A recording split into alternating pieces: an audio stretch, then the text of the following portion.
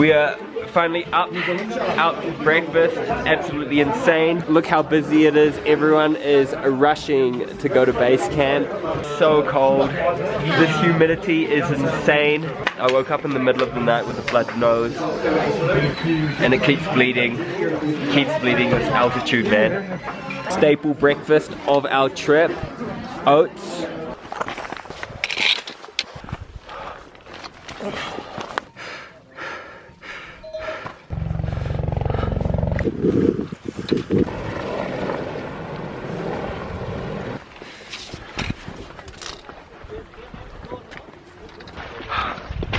It is rush hour here in the Himalayas. Look at it.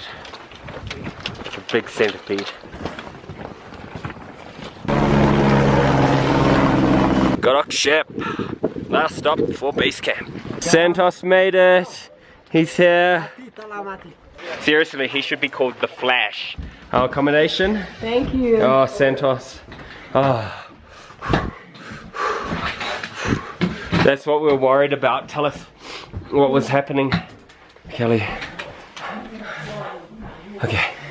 So pretty much what happened was we were leaving Labuche, and Sanam's like, oh, we haven't booked accommodation in Gorakshep, the last stop to base camp, and we left late. We left like an hour later than we should have, and you saw what the traffic was like. And he's like, if we don't get there in time, we can only do base camp, not Kalapata, which is a fancy view tomorrow morning, which we're gonna do. So Kelly and I like booked it the whole way. That's why vlogging was to a minimal, no photos. I think we only had like 2 rests, 2, and we made it in like 2 hours.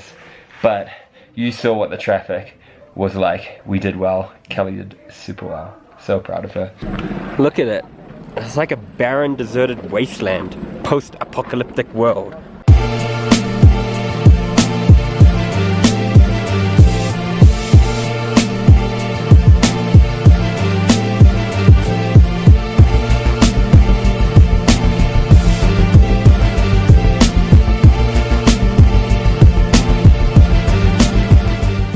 There it is.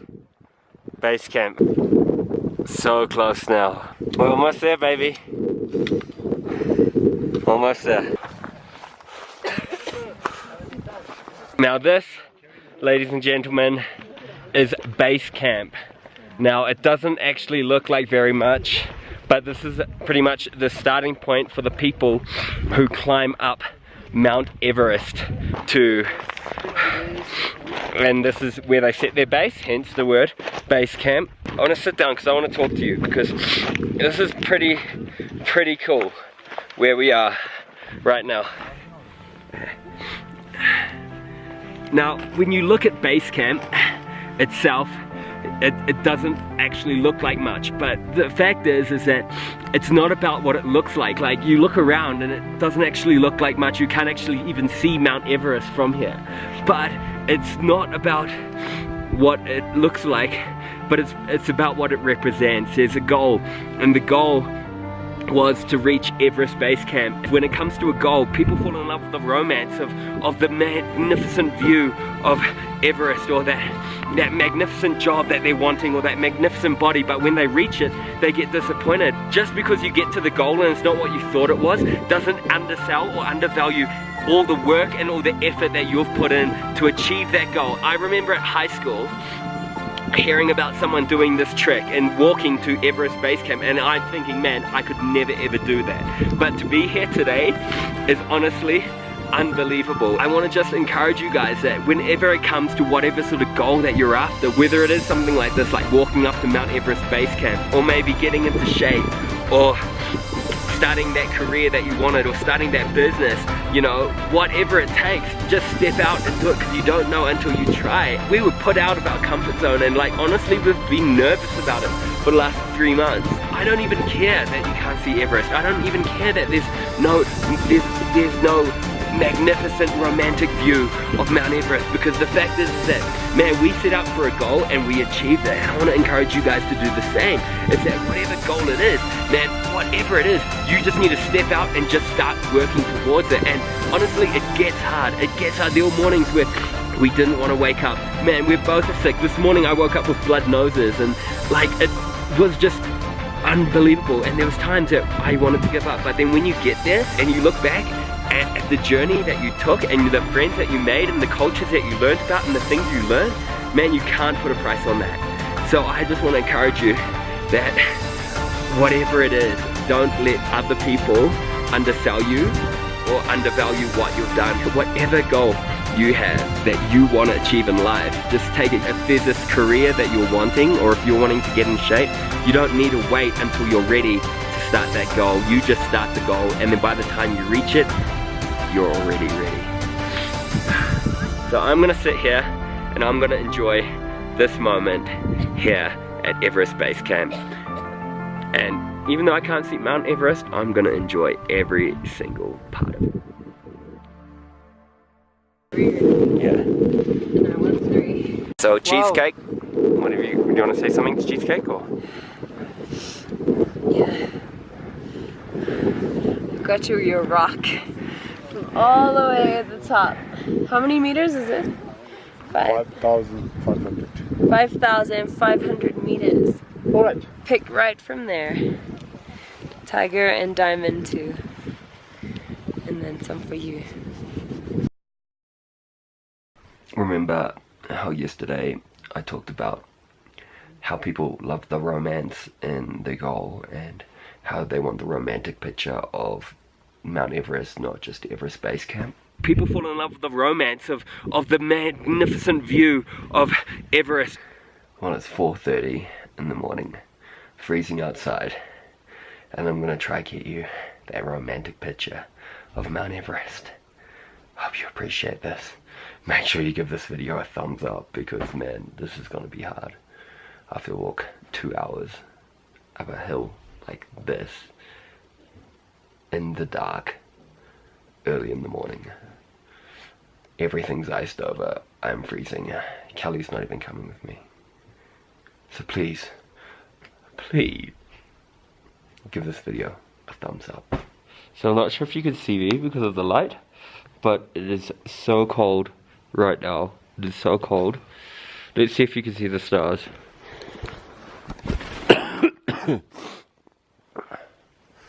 No,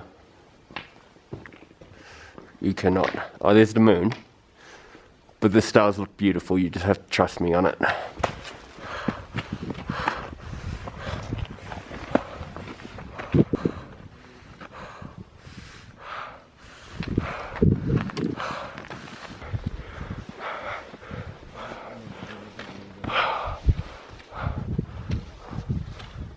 Oh God, this is gonna be one of the hardest things I've ever done. The whole time, you're just thinking, 1 step, 2 step, 1 step, 2 step, 1 step. Mount Everest in all its glory. Still got a wee way to go to the top. We're gonna try and make it. So you guys wanted the romance of the view of Mount Everest? Well, I'm at the very top of Kalapata right now. That is Everest, and that is the Himalayas. Amazing, right? Beautiful. Just take it in. It's so cold. It's so hard to hold the camera still.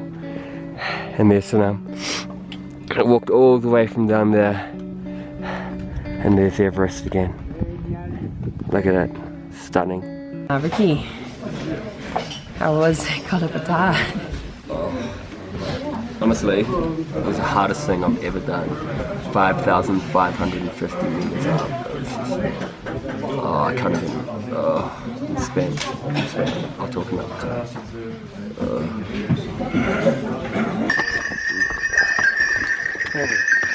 I wish I had one of them.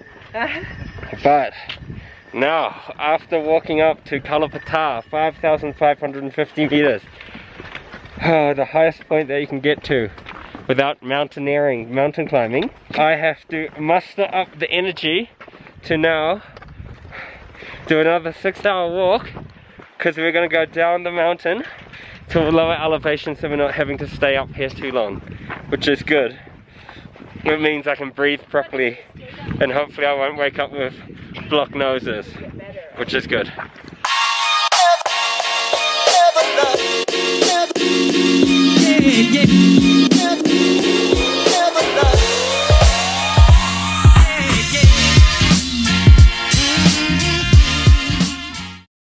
Heading home now.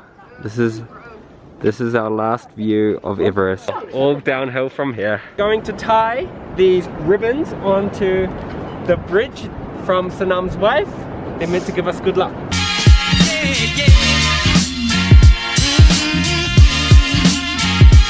Once again. There we go, good luck, which means you need to give this video a big thumbs up.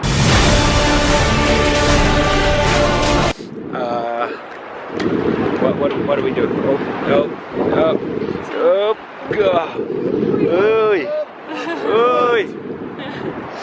Wow, good luck already. 2 weeks ago, we were sitting in these exact spots. Where did we walk from today, Sanam?